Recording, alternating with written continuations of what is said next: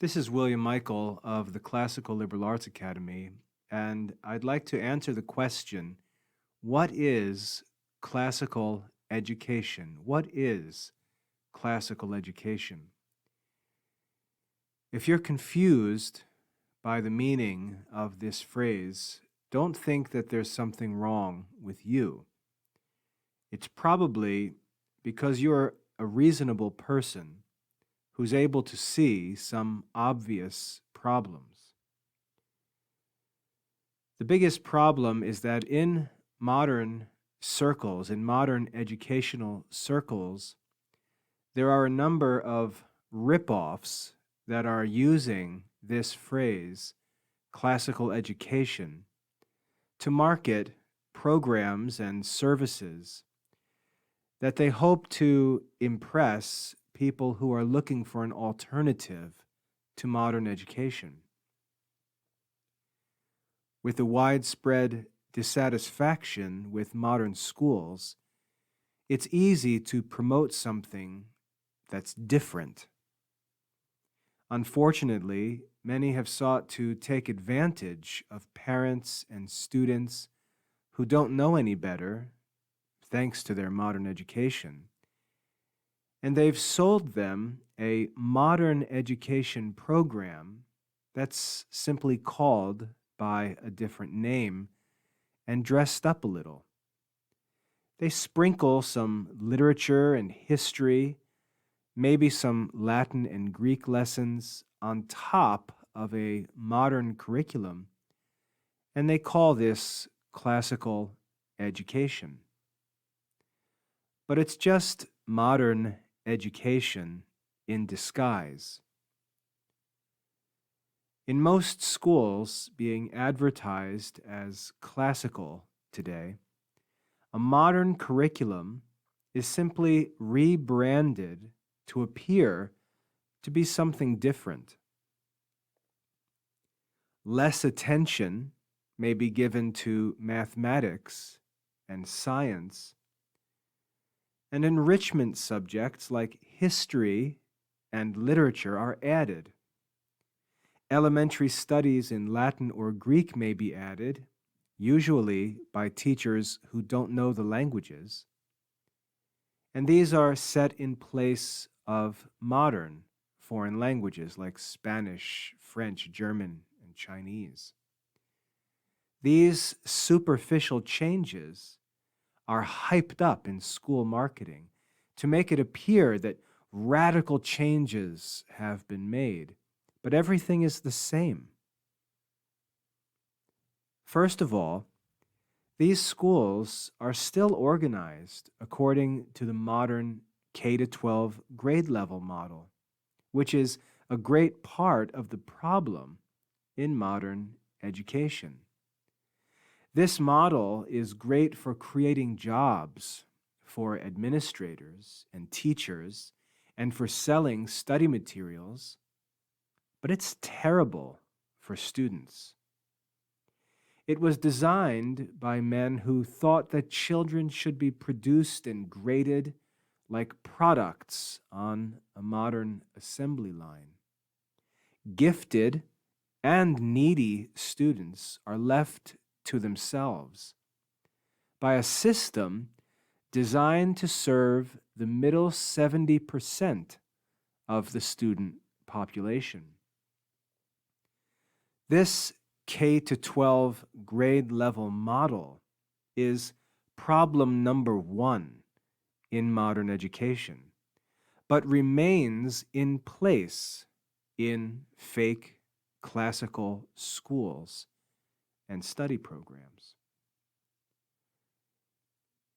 Second, the three levels of modern education, elementary school, middle school, and high school, are simply renamed as grammar, logic, and rhetoric stages in fake classical schools. Let me repeat that. The three levels of modern education, elementary school, middle school, and high school, are renamed grammar stage, logic stage, and rhetoric stage in fake classical schools. This idea of 3 stages of learning was promoted by a woman named Dorothy Sayers in the 1900s and has been latched onto by modern educators hoping to sell something that they call classical education. This idea is used to deceive modern parents in 2 different ways. There are 2 actual false arguments used, or deceptive arguments used, to mislead parents. The first argument works like this. Listen carefully. The study of the classical liberal arts is classical education. This is the first premise. The study of the classical liberal arts is classical education. The second premise states grammar, logic, and rhetoric are classical liberal arts. Grammar, logic, and rhetoric are classical liberal arts. Therefore, the study of grammar, logic, and rhetoric is classical education. This is the first argument that's presented by this fake classical school movement. The study of the classical liberal arts is classical education. The first premise is true. But the second premise says grammar, logic, and rhetoric are classical liberal arts. That's also true, but it's different from the first premise, because the first premise said the study of the classical liberal arts is classical education. But the second premise only says that grammar, logic, and rhetoric, the 3 subjects referred to by this fake classical education, are classical liberal arts. It doesn't say that they are the classical liberal arts, that they are all of the classical liberal arts. It simply names 3 of the classical liberal arts and then draws a conclusion falsely based on that misleading second premise. This is false because the classical liberal arts are 7 in number and include arithmetic, geometry, music, and astronomy. Grammar, logic, and rhetoric are some of the classical liberal arts, but they are not the classical liberal arts. The second premise, therefore, is false, and the conclusion is false. This is a deceptive argument. A second deception in these modern classical schools goes like this, another argument. The first premise reads, grammar, logic, and rhetoric were taught in classical schools. Grammar, logic, and rhetoric were taught in classical schools. That premise is true. The second premise states our school, that is a modern quote-unquote classical school, our school teaches grammar, logic, and rhetoric. And then the conclusion follows and says, therefore, our school is a classical school. This argument is an example of equivocation. In the first premise, grammar, logic, and rhetoric name 3 arts which are formally studied as subjects. Grammar, logic, rhetoric. 3 subjects, 3 of the 7 classical liberal arts. In the second premise, the words grammar, logic, and rhetoric refer not to arts or subjects to be studied, not the classical liberal arts, but they refer to the modern idea of the stages of learning, which have nothing to do with classical schools. The second premise is false because it uses equivocation, which is a fallacy.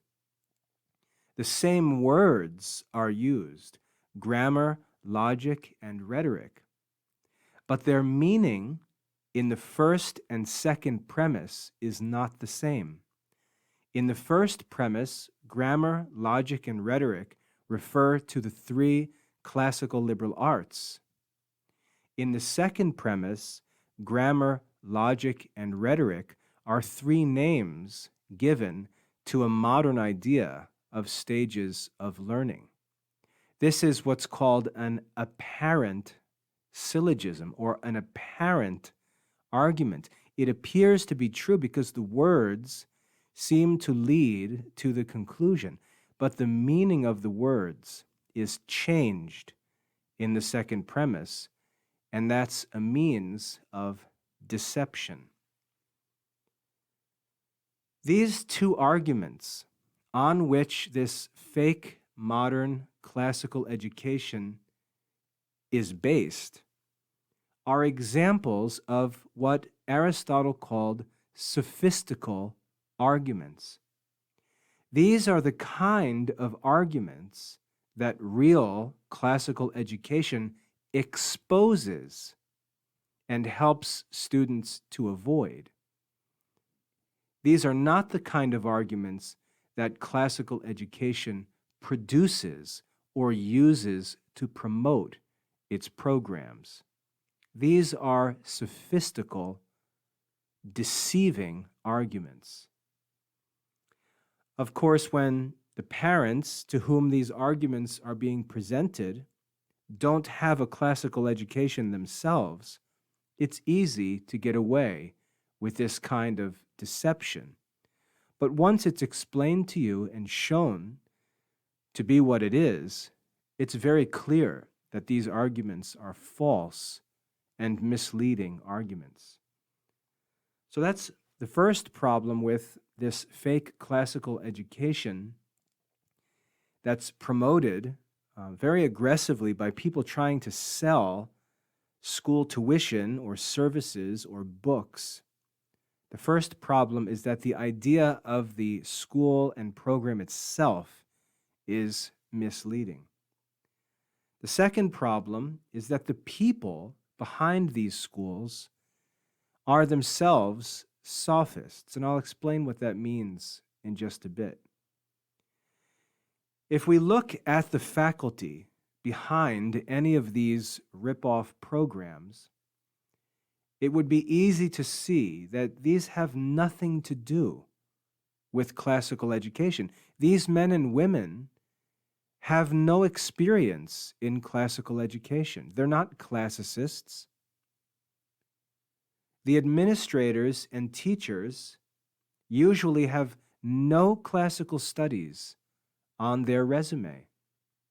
They have no evidence of any knowledge of the history or philosophy of classical education or of its content. Somehow, at some point in their careers, they suddenly became classical educators. That should make us suspicious. To get around this, they suggest that a different method of teaching is used in their schools. Rather than having an expert teacher explain the content of the subjects to the students, the teachers of these fake classical schools suggest that they use the quote-unquote Socratic Method. And by this, They mean that they do not teach their students the subjects, but simply discuss the subjects with them, asking the students questions and allowing them to, quote unquote, seek out the truth on their own. Of course, this has nothing to do with the real Socratic method, but is simply an excuse to allow teachers who don't know the subjects and can't teach the subjects to appear to have something to offer that's worth the price of tuition. It's worth noting that Aristotle said, "The sophist is one who makes money from an apparent but unreal wisdom." I'll read that again. The sophist, the deceiver, is one who makes money from an apparent but unreal wisdom. So, if you're willing to pay a private school tuition to have a man with no classical education ask your children questions rather than actually instruct them, then you might be interested in this. But if you'd prefer a teacher who has studied and can actually teach the content of the courses he's being paid to teach, you might want to look elsewhere. This, after all, is just a bunch of marketing baloney. That is sophistry. The sophist is one who makes money from an apparent but unreal wisdom. So both the content that's presented in the name of classical education and the people presenting that content are deceptive in the messages that they present to unknowing parents whom they know do not have the education to discern the truth about what they say. It's an easy audience to persuade because they know the audience doesn't have real classical education and therefore can't catch them in these deceptive arguments. Let's look now at what classical education really is. Classical education, that is the real thing. What is classical education really? The reason we're interested in classical education in the first place is because we can see clearly that modern education is not effective. Modern education is not effective. It doesn't produce satisfying results. It's not financially sustainable. There are many, many arguments that can be raised against modern education. We see that modern education is not effective. We know that something different is needed, and for many of us, that's all we know. We don't know what the solution is. Many of us have only had experience with modern education. We don't know what the solution is. But what we do know is that something different is needed. Therefore, classical education should be something that is radically different from what is offered in modern schools. And the word radically means that it gets to the roots of the issue. It doesn't just change things on the surface, doesn't just move things around. The problems are fundamental problems. They're deep-rooted problems. And the solution has to be radical because the problem is at the roots, not on the surface. We know that something different is needed. And classical education, if it's actually different, has to be radically different from what is offered in modern schools. It should not be the same thing with other stuff sprinkled on top. It shouldn't be some irrational nonsense like I've described above. It should be something that we can go back into history and see on display in the lives of the wisest and best men. Let me repeat that.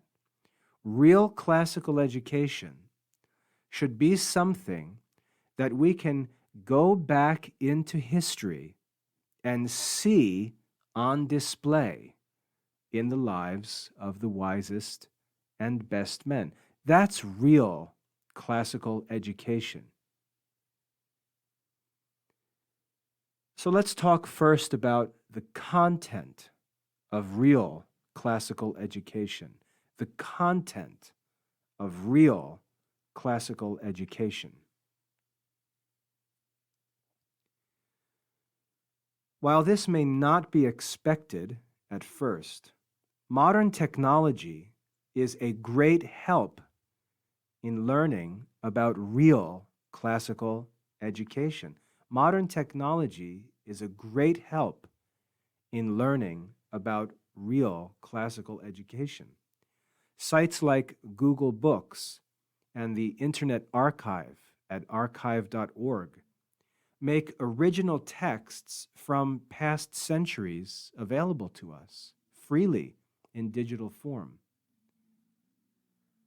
We can go back and look at the actual books that were used in schools, which makes those inexcusable who fall for the baloney being sold as classical education today.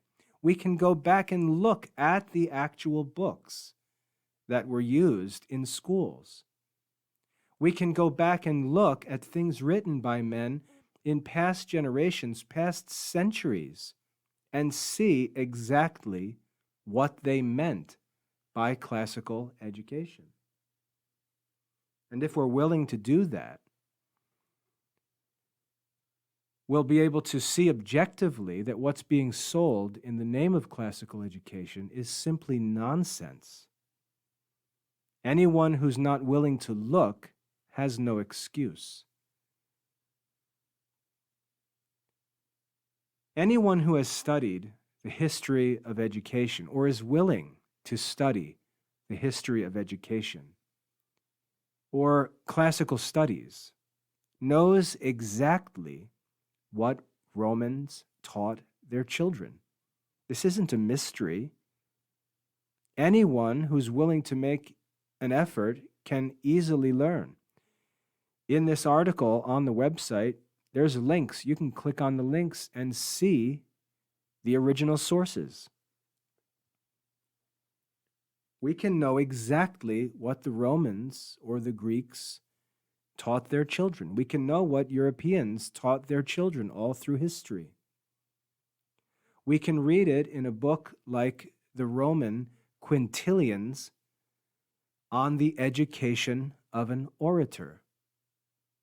The Roman Quintilian published a book, a detailed book explaining everything that was necessary for the education of an orator, a speaker, which was the goal of education in the classical world.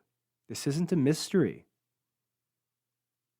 If we read this book, we will see that it is nothing at all like modern education.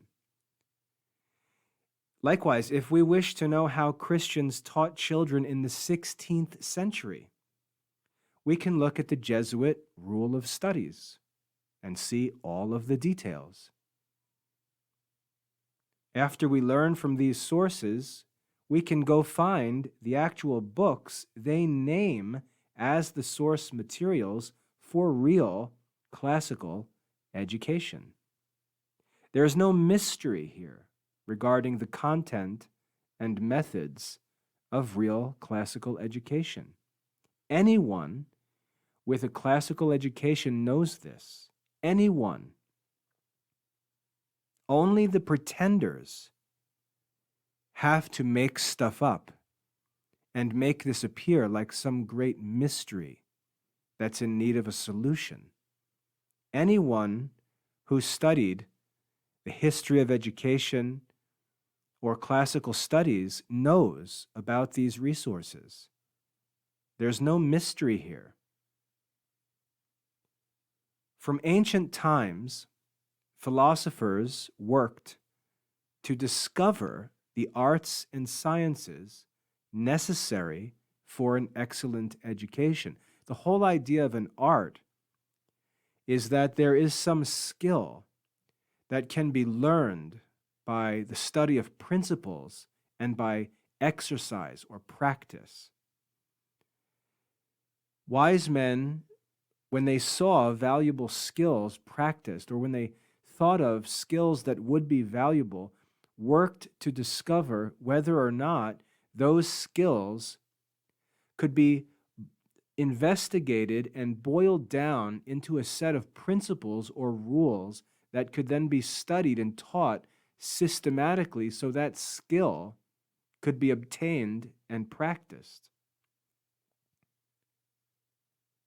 They worked through ancient times to discover the arts and sciences necessary for an excellent education.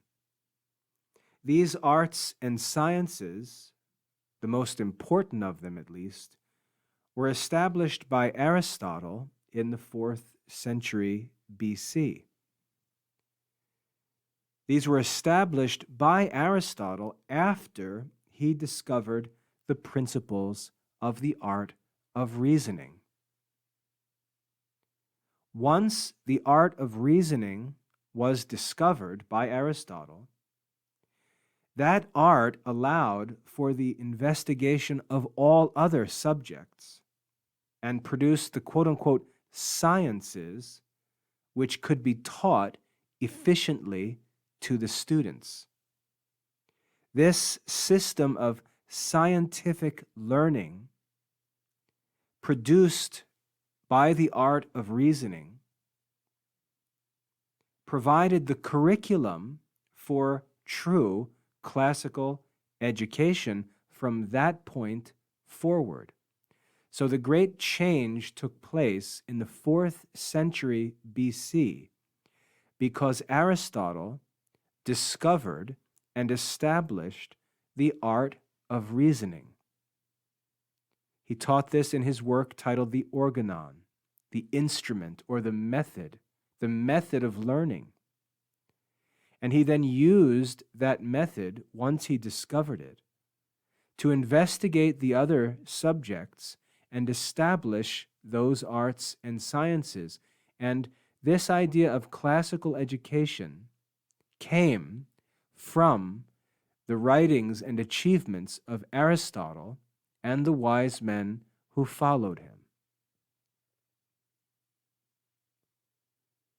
Whether we look at education in Christian history or in education outside Christian circles, so this isn't limited to Christian education. We'll find this same system of education among Muslims in the Middle Ages. We'll find it among Greeks and Romans before the Christian era. We'll find it among the Jewish people before and after the Christian era. We'll find it in the Far East, maybe in different forms, but the same system of scientific learning. So whether we look in Christian history or outside Christian circles, we find this system of learning studied and taught by history's wisest and best men. Whether we study the lives of Alexander the Great, or Julius Caesar, or Marcus Aurelius, or the Apostle Paul, the Emperor Constantine, the Church Fathers, the medieval scholastics, all of them share the same classical education.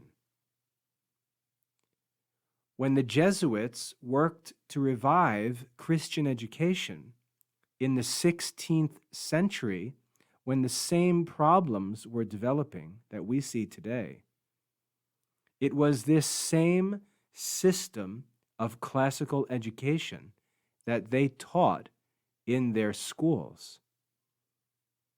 There has only ever been one system of true classical education.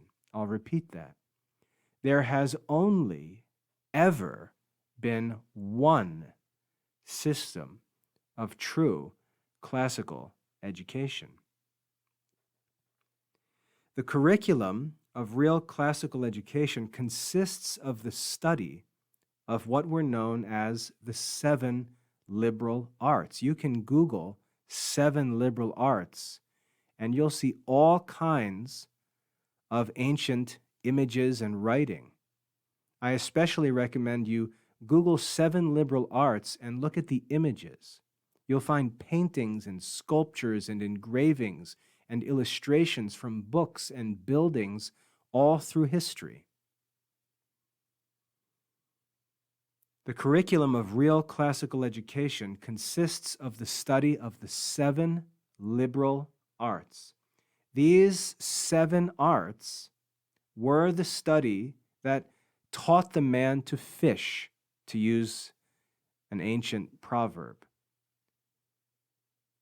It gave students the skills that were needed to continue learning and solving problems throughout life. These 7 liberal arts gave students the skills that they needed to continue learning and solving real problems throughout their lives. The 7 classical liberal arts were classical grammar, classical logic, classical rhetoric, classical arithmetic, classical geometry, classical music, and classical astronomy. These were the 7 liberal arts, the 7 arts that made up the curriculum of a classical education. Grammar, logic, rhetoric, arithmetic, geometry, music, and astronomy. So before, when we mentioned the 3 stages of learning in fake classical education, notice how they pull 3 of these words, grammar, logic, and rhetoric, to fit their system, but they just ignore the other 4. That was the equivocation that I mentioned when I discussed that misleading argument that's used. While the names of these studies remain in use in modern schools, they do not mean the same thing they did in the past. So be careful.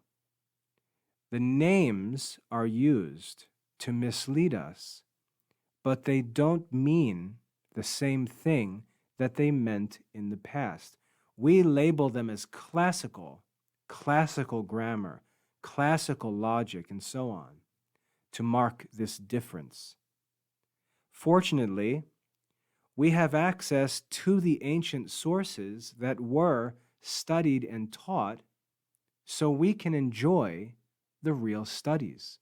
We can go back and find real classical grammar and logic and rhetoric and arithmetic, geometry, music, and astronomy textbooks, the actual books that were studied in schools throughout history. We can enjoy the study of the real 7 liberal arts, real classical education. Now, after working through these classical liberal arts, which remember were intended to equip students for future study and problem solving in real life. Students were prepared for the study of classical philosophy. And classical philosophy consisted of 3 branches. And so we'll see this in a real classical education. In addition to the 7 liberal arts, we'll see the study of moral philosophy or classical ethics, natural philosophy or classical physics, and then theology, or it's called by some first philosophy, which is classical metaphysics. So remember, moral philosophy, natural philosophy, and theology. Or we could say classical ethics, classical physics, and classical metaphysics. The 7 classical liberal arts and the 3 branches of classical philosophy constitute the curriculum of true classical education.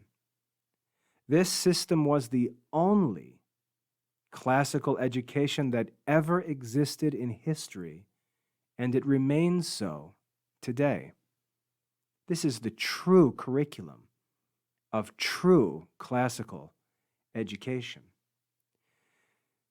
Now, we also talked about sophists being teachers and administrators in these fake classical schools. So let's also talk about the method of true classical education. As for the so-called Socratic method we talked about earlier, this idea of the Socratic method is a modern invention used to deceive parents who don't ask questions. The Socratic method in history was used by Socrates. The real Socratic method was a method used by Socrates before Aristotle. Remember, that's important. Before Aristotle established the art of reasoning, Socrates used his method, the Socratic method, to investigate controversial questions in philosophy, for which the true answers were not yet discovered and could not yet be demonstrated, because the art of reasoning still wasn't discovered. So there were controversial questions in philosophy, and Socrates used his method to investigate those questions, to seek for answers to those questions. But the Socratic method cannot lead us to true answers, and that's not what it's for. The Socratic method can simply show us that a certain answer can't be true. This is what Socrates did. He questioned people who claimed that they knew the answer.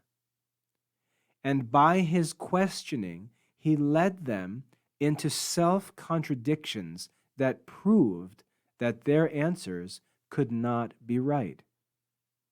Socrates could not prove what was true. Socrates could only prove what was false or what was impossible. That was the role of the Socratic method in history. Aristotle referred to the Socratic method as dialectical reasoning. Dialectical reasoning. Aristotle explained, however, later on, he explained that teaching is not done by dialectical reasoning. Teaching is not done with the Socratic method, but teaching is done with what Aristotle called didactic arguments. You know, the word didactic has to do with teaching. Aristotle explained that teaching is carried out by means of didactic arguments. I'm not going to get into the details of what didactic arguments are, but this is something that we study in classical reasoning. Teaching is carried out by didactic arguments, not by dialectical arguments that are used in the Socratic method. It makes no sense for anyone to say that teachers are going to use the Socratic method. Anyone who has studied classical logic would understand that that's impossible.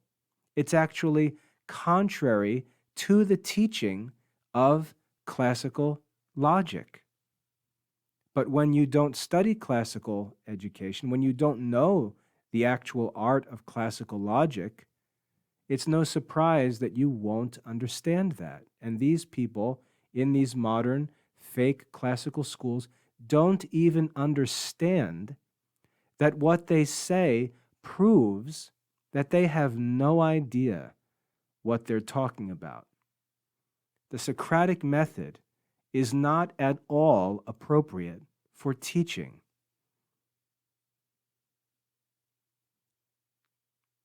What's proper for teaching is the use of didactic arguments. This is where teachers teach to students what is true and prove it to be so.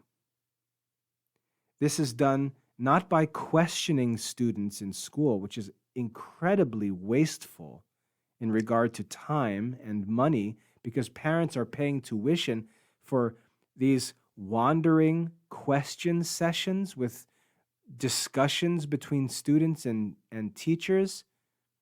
That would be terribly inefficient and unsustainable for the amount of material available for students to learn. It would never be reasonable to pursue that knowledge by basically having every student reinvent the wheel for himself by asking the questions as if they haven't already been answered and the answers proven. Teaching is done through organized lectures presented by the teacher to the student to make learning as clear and efficient as possible. That's the benefit of having a teacher, a real teacher. A real teacher can deliver the truth to a student in an orderly and efficient manner. And we find that this is done by expert teachers using didactic arguments through lectures, well-organized, efficient lectures. Teachers don't get paid to investigate the subjects with students in class. They get paid to teach the students the truth in class. It's worth noting another quote by Aristotle that makes this crystal clear for anyone who would even read the works of Aristotle on classical logic. He said, he who argues didactically, that is, he who teaches, he who argues didactically should not ask questions, but should make things clear himself. That's what a teacher does. He who argues didactically should not ask questions, but make things clear himself. If you're paying for someone to teach your children, that's what you should be paying for.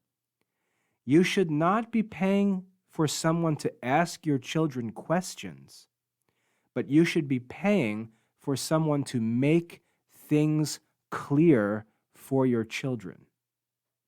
That's the purpose of a true teacher. That's Aristotle's teaching on how students should be taught, not by asking questions according to this fake modern Socratic method, but with didactic arguments that make the truth clear to the students. And again, there's more that could be said about didactic arguments, and if you'd like to chat about that and ask me for more explanation, I'd be happy to explain that in detail, but I'd like to just finish up with this topic while we're on it. If we wish to see an example, where can we see an example of this kind of teaching? Where in history, if we go back in history, where do we find men teaching children in schools or private tutors teaching children by this modern Socratic method? Where do we see it? Nowhere.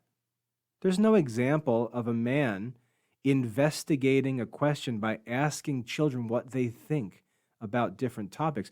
We may find examples of catechesis, but the catechesis isn't asking children to answer the questions based on their own opinions or experience. The catechism asks a question and then provides the student with the answer. It's just a format of teaching the truth clearly and efficiently.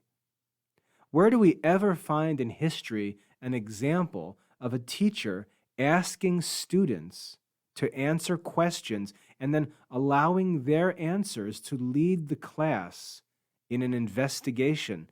We never find that anywhere in the history of education. If we go back into history and ask, how did the famous teachers teach? How did the great schoolmasters all through history teach their students? This isn't a mystery. We have access to their writings, to their lectures, and so on. We have access to the textbooks that they use. This isn't a mystery. You simply have to look.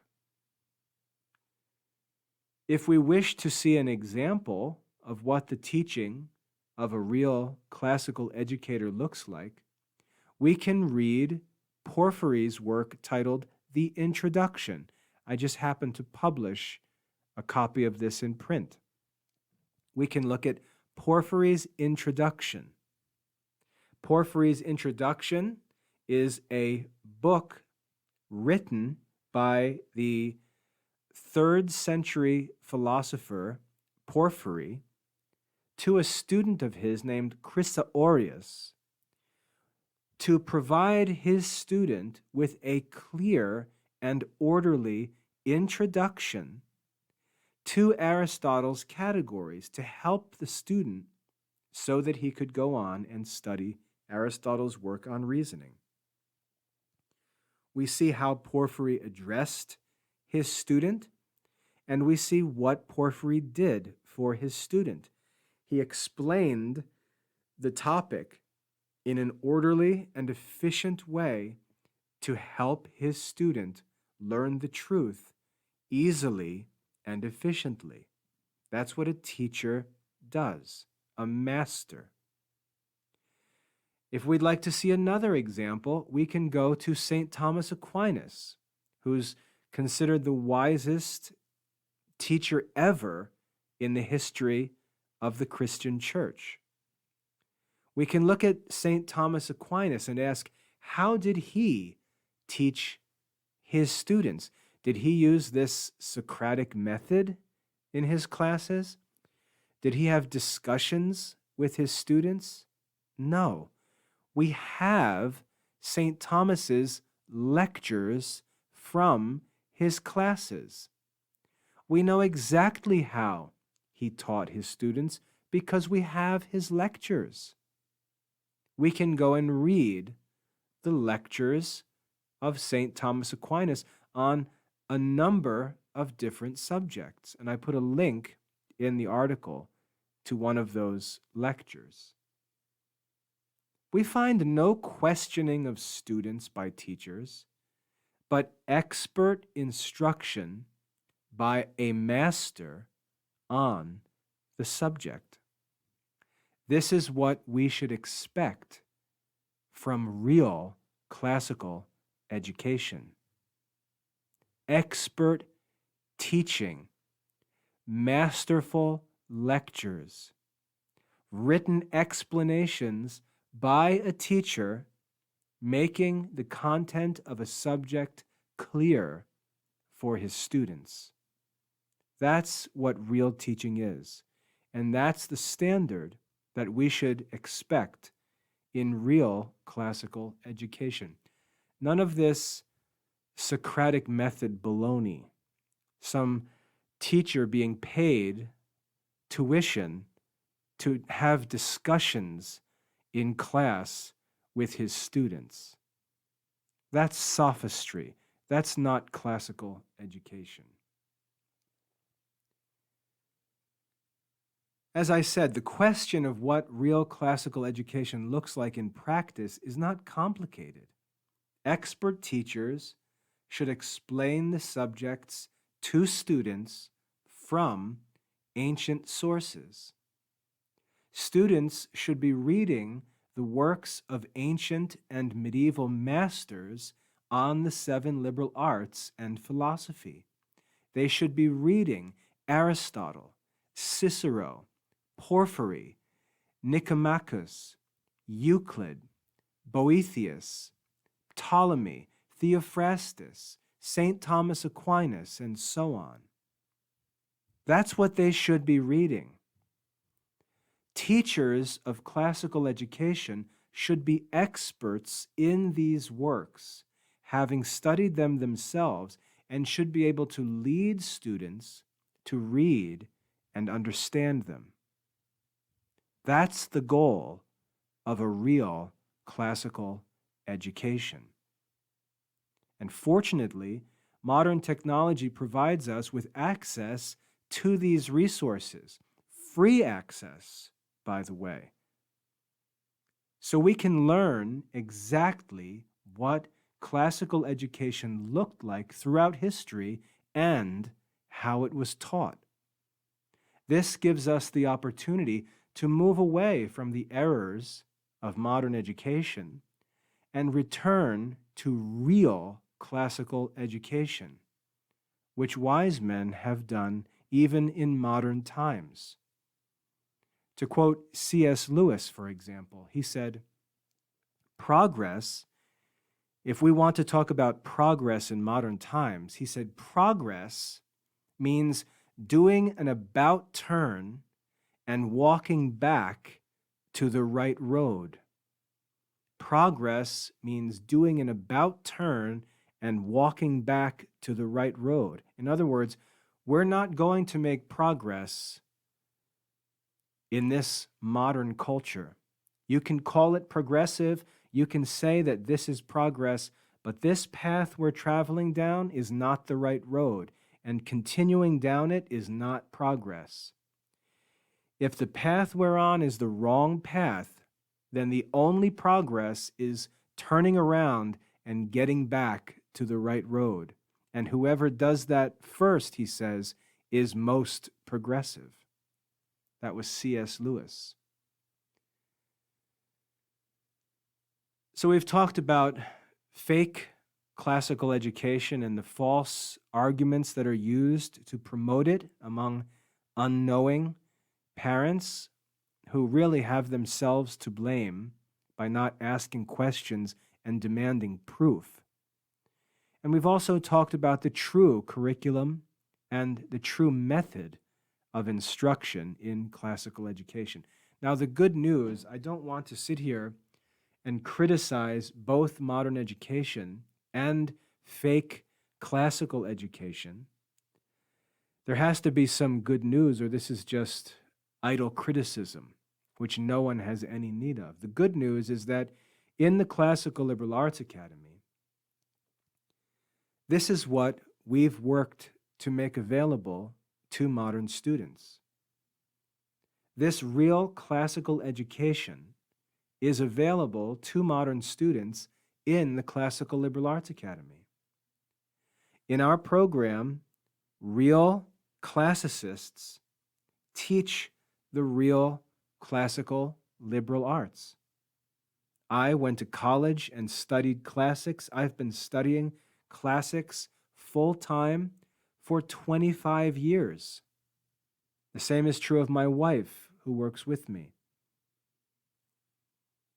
We are classicists who study the classical liberal arts and classical philosophy full time and have done so for over 20 years. And we teach the real classical liberal arts and classical philosophy. There's no modern sophistry, no fake Socratic method, no teachers with no experience in classical studies pretending that somehow they've suddenly become classical educators, no dressing up modern studies. We teach the 7 liberal arts and the philosophical sciences directly from the ancient sources as efficiently and affordably as possible. As the founder and the headmaster of the Academy, I want to invite you to get started with us at no cost. We offer free enrollment for anyone who wants to get started. You have access to our entire curriculum. There's over 80 courses, and you have free access to any courses that you'd like to study. All the study materials and any supplemental aids like tutorial videos and things like that are all included for free. You can enroll and get started with a real classical education in just a few clicks on your computer.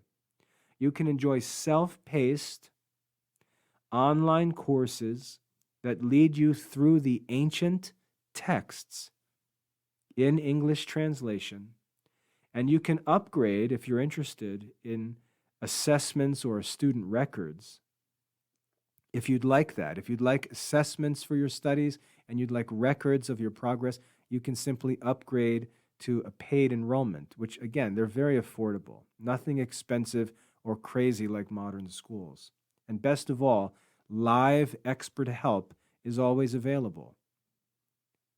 So I hope that's a helpful overview of the problem that we have in modern circles where men talk about classical education and mislead people and create a lot of confusion. If you felt confused about what classical education is, as I said at the opening of this talk, there's a reason for that. There's deception with regard to classical education, and it's very confusing.